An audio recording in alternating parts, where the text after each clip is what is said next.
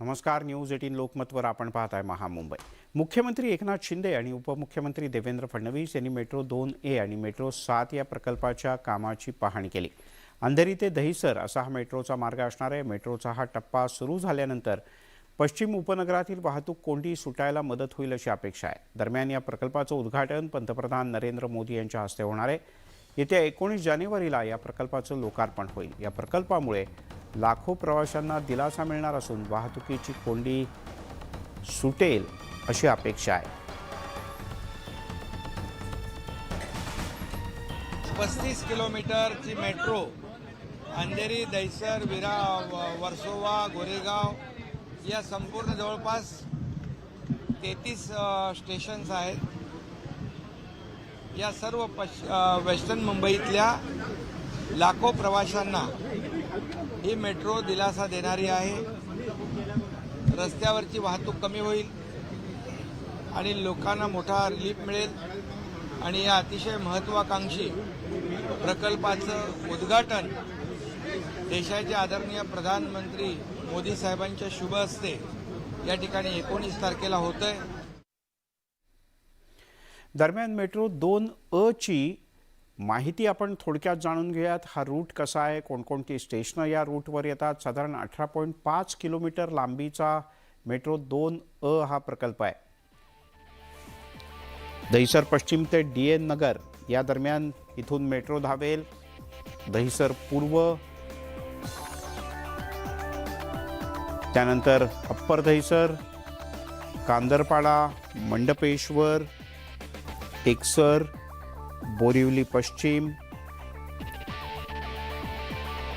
त्यानंतर शिंपोली, मग कांदिवली पश्चिम,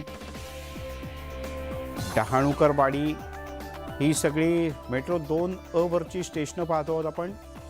वळणाई, मालाड पश्चिम, लोअर मालाड, त्यानंतर पहाडी गोरेगाव, गोरेगाव पश्चिम आणि त्यापुढे आणखीन 3 स्टेशन आहेत. ओशिवरा, लोअर ओशिवरा आणि DN नगर. घाटकोपरहून येणारी मेट्रो ही DN नगरपर्यंत येते. तर मेट्रो 7चा मार्ग कसा असणार आहे? 16.5 किलोमीटरचा हा मार्ग आहे. दहिसर पूर्व, ओवरीपाडा, संजय गांधी राष्ट्रीय उद्यान, त्यानंतर देवीचा पाडा, मागाठाणे, पोईसर, आकुर्ली, पुरात, त्या पाठोपाठ दिंडोशी, आरे, गोरेगाव पूर्व हे सगळे मेट्रो 7च्या 16.5 किलोमीटर लांबीच्या मार्गावरचे आपण स्थानकं पाहतो आहोत. गोरेगाव पूर्व, जोगेश्वरी पूर्व, त्यानंतर शंकरवाडी आणि गुंदवली म्हणजेच अंधेरी पूर्व.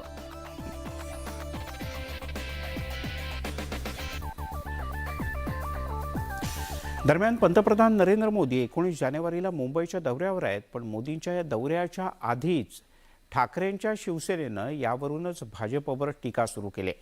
संजय राऊत यांना हा दौरा म्हणजे शिवसेनेला त्रास देण्याचा प्रयत्न असल्याचं वाटतंय. त्यांनी तसा थेट आरोप केलाय. तर भाजपनंही राऊत यांच्यावर निशाणा साधलाय.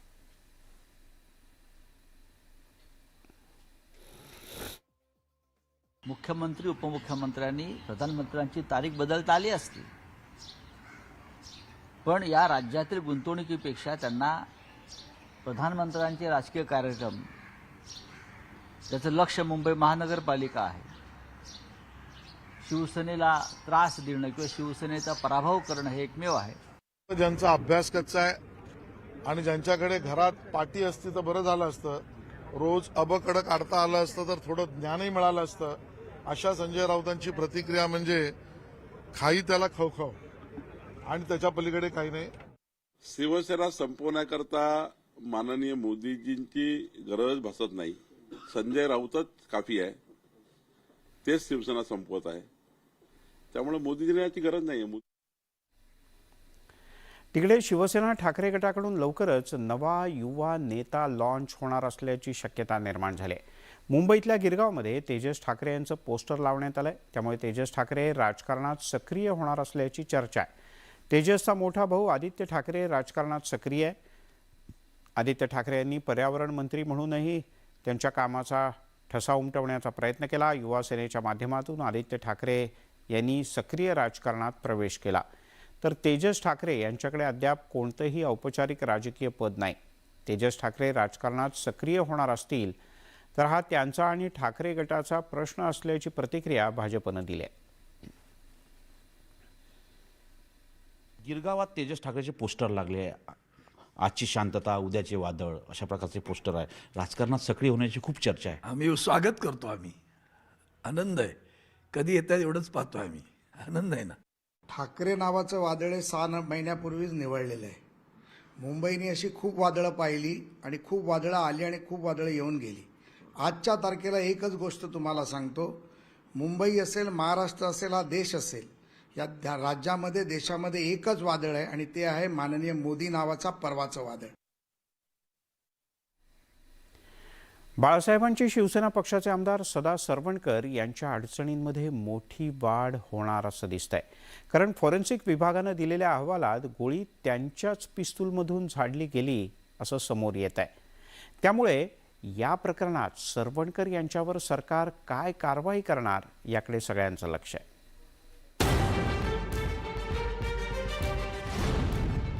पिस्तुलातून गोळीबार, अडचणी वाढणार. सरवणकरांच्या पिस्तुलातूनच गोळीबार. फॉरेन्सिक अहवालात ठपका, सूत्रांची माहिती. ठाकरेंच्या शिवसेनेचं वेट अँड वॉच. गणेशोत्सवात मिरवणुकीवरून शिंदे गटाचे आमदार सदा सरवणकर आणि ठाकरेंच्या शिवसेनेत जोरदार राडा झाल्याचं पाहायला मिळालं. पण याच राड्यात झालेल्या गोळीबार प्रकरणात आता सदा सरवणकरांच्या अडचणी वाढण्याची शक्यता आहे. कारण ठाकरेंच्या शिवसैनिकांना भीती दाखवण्यासाठी जो गोळीबार केला गेला तो सदा सरवणकरांच्या पिस्तुलातूनच झाल्याचा अहवाल फॉरेन्सिक विभागानं दिल्याची माहिती सूत्रांनी दिली आहे. पण सदा सरवणकर यांनी मात्र पुन्हा एकदा आरोप फेटाळून लावले. मला असं वाटतं मी ते पूर्ण रिपोर्ट घेईन, चौकशी करेन आणि आपल्याशी सत्यता पडताळून नक्की आपल्याशी बोलेन. काही अडचण नाही, तर तसा काही रिपोर्टच माझ्याकडे आलेला नाही आणि या सगळ्याची सत्यता पडताळल्याशिवाय मी काही बोलणं हे उचित नाही. खरं तर या वादानंतर सदा सरवणकर यांनी पिस्तूल काढल्याचा एक व्हिडिओ व्हायरल झाला होता. पण आपण गोळी झाडली नसल्याचं सांगत सदा सरवणकरांनी तपासणीसाठी त्यांचं पिस्तूलही दिलेलं. या सगळ्या वादानंतर उद्धव ठाकरे गटातील 5-6 पदाधिकाऱ्यांना पोलिसांनी ताब्यातही घेतलं होतं. त्यापैकी एक असलेल्या महेश सावंत यांनी मात्र या अहवालावर समाधान व्यक्त केलंय.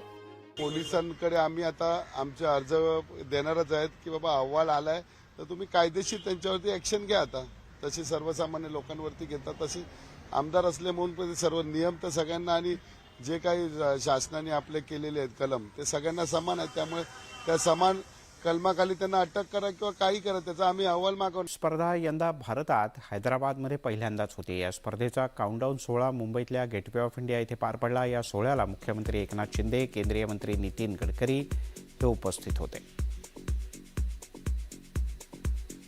कहता हूं मैं और हमारे डिप्टी चीफ मिनिस्टर देवेंद्र जी, जब से हम सरकार या बनाया है तब से कई निर्णय जो है जनता के हित के हम लोगों ने लिए हैं.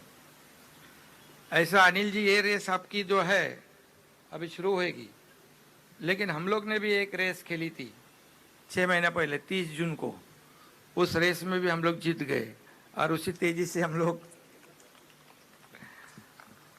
इस राज्य को आगे बढ़ाने की कोशिश कर रहे हैं. और इसमें हमारे गडकरी जी तो है हमारे साथ, हमारे आदरणीय प्रधानमंत्री जी है, हमारे आदरणीय यूनियन होम मिनिस्टर जी है. सभी लोगों का, सभी केंद्रीय मंत्रियों का हमारे राज्य को बहुत बड़ा योगदान रहा है. वळूयात पुढच्या काही बातम्यांकडे. घर विक्री, खरेदीसाठी किंवा भाड्याच्या व्यवहारासाठी रिअल इस्टेट एजंटची मदत घेतली जाते. पण हल्ली बाजारामध्ये घरांच्या दलालांचा सुद्धा सुळसुळाट झालाय. अनेक जण जोड व्यवसाय म्हणून या क्षेत्रात प्रवेश करतात. मात्र आता महारेरा अंतर्गत अधिकृत रिअल इस्टेट एजंट बनण्यासाठी दलालांना सुद्धा परीक्षा द्यावी लागणार आहे. महारेरानं एक प्रसिद्धीपत्रक काढलं असून त्यात त्यांनी दलालांच्या प्रशिक्षण आणि परीक्षणाबद्दल माहिती दिली आहे. येत्या 1 मे 2023 पासून महारेरा फक्त आणि फक्त अधिकृत सर्टिफिकेट असलेल्या आणि अधिकृत नोंदणी असलेल्या दलालांनाच मान्यता देणार आहे.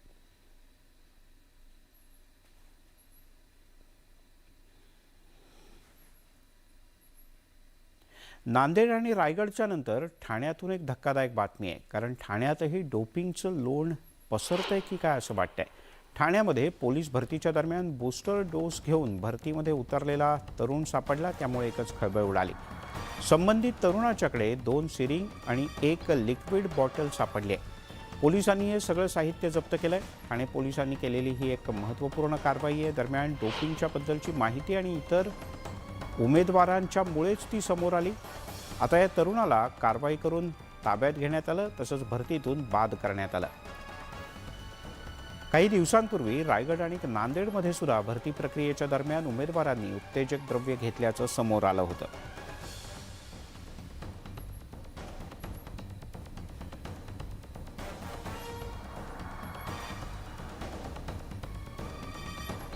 आता ठाण्यातून एक धक्कादायक बातमी. ठाणे महानगरपालिकेच्या शाळेत 4थीमध्ये शिकणाऱ्या कुणाल चंदनशिव या विद्यार्थ्याच्या मृत्यूचं गूढ वाढत चाललंय. शाळेमध्ये खेळताना पडल्यानं कुणालचा मृत्यू झाला असं प्रथमदर्शनी अंदाज व्यक्त केला जातोय. कुणालची हत्या झाल्याचा आरोप त्याच्या कुटुंबियांनी केलाय. या आरोपाच्या नंतर पोलीस थेट शाळेत तपासाला पोहोचले. पालकांनी शाळेमध्ये गर्दी केली. याचा आढावा घेतलाय आमच्या प्रतिनिधीनं. पाहूयात.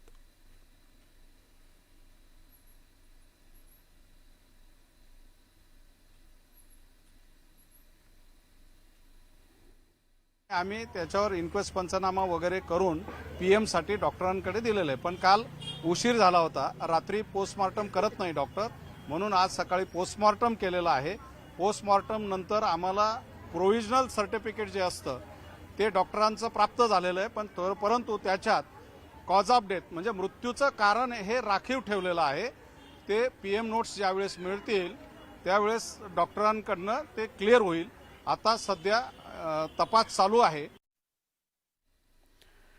डोंबिवलीमध्ये उद्या पाणीपुरवठा बंद असणार आहे. सकाळी 9 वाजल्यापासून ते रात्री 9 वाजेपर्यंत हा पाणीपुरवठा बंद असेल. KDMCच्या नेतेवली इथे जलशुद्धीकरण केंद्राची दुरुस्ती आहे आणि त्यामुळे पाणीपुरवठा बंद ठेवण्याचा निर्णय घेण्यात आला आहे.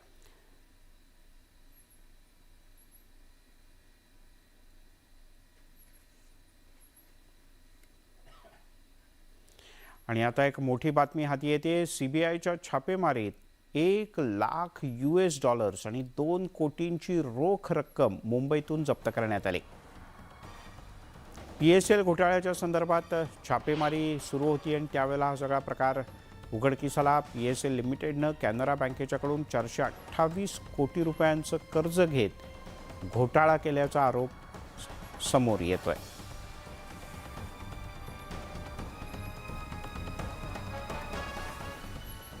आपण पाहताय महामुंबई. उल्हासनगरच्या कॅम्प नंबर 3 भागातील रस्त्यावर एका मोठ्या ट्रकच्या खालती दुचाकीस्वार आल्याची घटना घडली आहे. हा अपघात CCTVत कैद झालाय. सुदैवानं हा दुचाकीस्वार सुखरूपपणे या अपघातातून बचावला. मात्र त्याला दुखापत झाली असून सध्या त्याच्यावर खासगी रुग्णालयात उपचार सुरू आहेत. त्याच्या गाडीचं मात्र मोठं नुकसान झालंय. मुंबई ठाणे नवी मुंबईतून रिक्षा चोरणाऱ्या 4 जणांच्या टोळीला अटक करण्यात आली. नवी मुंबई गुन्हे शाखेनं ही कारवाई केली आहे. गेल्या वर्षभरात नवी मुंबईतून 150 पेक्षा अधिक रिक्षा चोरीला गेले आहेत. या प्रकरणी नवी मुंबई पोलिसांच्या हाती धागेदोरे लागत नव्हते. त्यामुळे विशेष पथक तयार करून या प्रकरणाचा तपास करण्याचे आदेश पोलीस आयुक्तांनी गुन्हे शाखेला दिले होते. अखेर या प्रकरणी 4 आरोपींना गोवंडी मानखुर्दमधून अटक करण्यात आली, तर दोघांचा शोध सुरू आहे. या कारवाईत पोलिसांनी 7 लाख रुपयांच्या मुद्देमालासह 10 रिक्षा जप्त केलेत.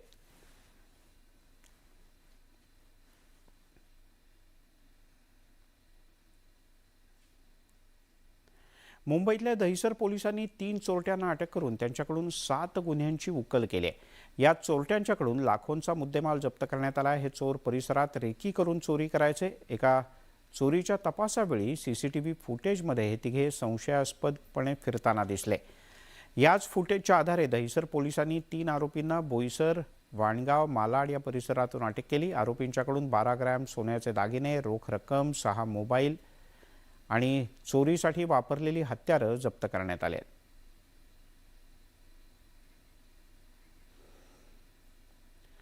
बुलेटिनमध्ये घेऊयात एक छोटासा ब्रेक. पाहत रहा महामुंबई.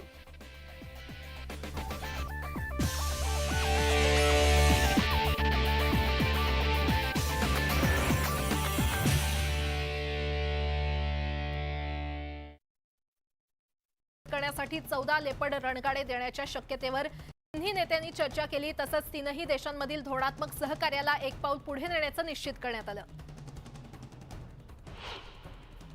रशियाच्या संरक्षण मंत्रालयानं सांगितलं की शहरात लढाई अजूनही सुरूच आहे. रशियन संरक्षण मंत्रालयाचे प्रवक्ते इगोर कोनाशेन्कोव यांनी सांगितलं की सोलेदारला उत्तर आणि दक्षिणेकडून हवाई तुकड्यांद्वारे अवरोधित केलं गेलेलं होतं आणि रशियाचे हवाई दल शत्रूच्या बालेकिल्ल्याला लक्ष्य करत होते, तर सैनिक शहरातील लढाईत गुंतले होते. दरम्यान रशियन संरक्षण मंत्रालयानं युक्रेनमधील विशेष लष्करी कारवाई दरम्यान मल्टिपल रॉकेट लॉन्चर TOS-1 विरोधी क्षेपणास्त्र प्रणाली BU-1M3 आणि Su-35 विमानांचं फुटेज जारी केलं. मात्र त्याची तारीख, स्थान किंवा परिस्थिती ज्या अंतर्गत फुटेज शूट केलं गेलं आहे ते गुलदस्त्यात ठेवलंय.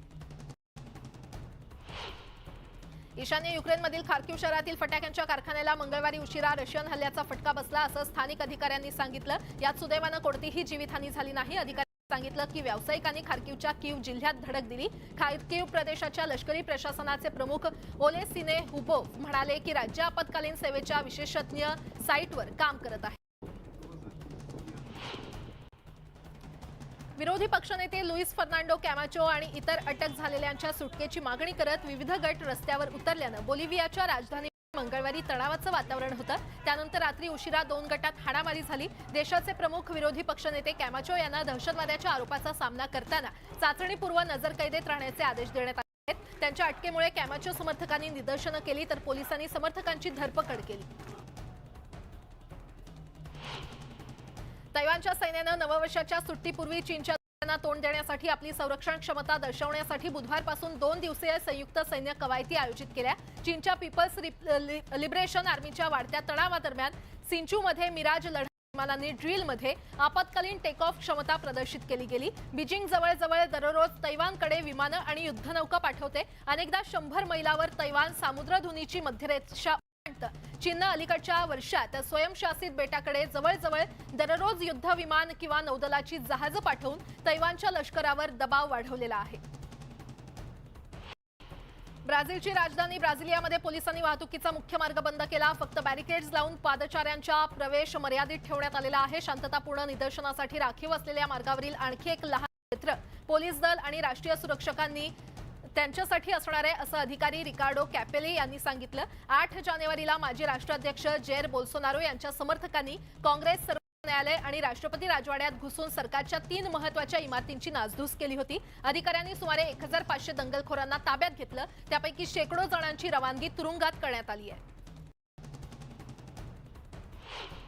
1941 मधील पर्ल हार्बरवरील जपानी हल्ल्यातून वाचलेले सर्वात वयस्कर व्यक्ती जोसेफ एस्केनाझी त्यांचा 105वा वाढदिवस साजरा करतायत. न्यू ऑर्लिन्स मधील राष्ट्रीय महायुद्ध संग्रहालयात त्यांचा वाढदिवस साजरा करण्यात आला. अनेक दशकं जुनी सागरी जहाज आणि विमानांच्या प्रदर्शन असणाऱ्या विस्तीर्ण संग्रहालयाला त्यांनी दिली. अभिनेता गॅरीच्या चॅरिटेबल फाउंडेशनचा हा एक प्रकल्प आहे.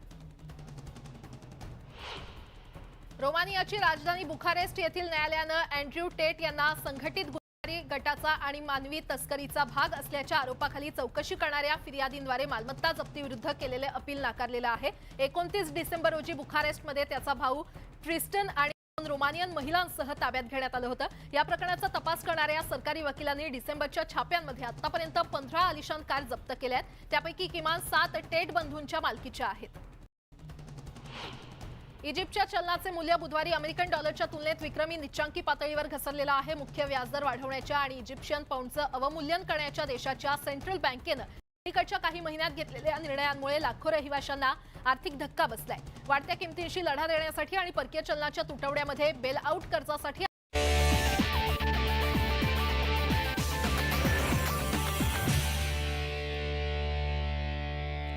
आपण पाहताय महामुंबई. हिंदकेसरी विजेता पहलवान अभिजित कटकेचा मुख्यमंत्री एकनाथ शिंदे यांच्या हस्ते खास सत्कार करण्यात आला. शिंदे यांच्या उपस्थितीत आणि बाळासाहेबांची शिवसेना पुणे शहर प्रमुख प्रमोद नाना भानगिरे यांच्या उपस्थितीत अभिजित कटकेचा खास सत्कार केला गेला. आंतरराष्ट्रीय स्पर्धेत सहभागी होण्यासाठी आणि प्रशिक्षणासाठी सरकारनं अभिजित कटकेला आर्थिक मदत करावी असं निवेदन यावेळी नाना भानगिरे यांनी मुख्यमंत्र्यांना दिलं. आंतरराष्ट्रीय स्पर्धेत सहभागी होण्यासाठी शासनातर्फे आवश्यक ती मदत मिळावी अशी अपेक्षाही व्यक्त करण्यात आली.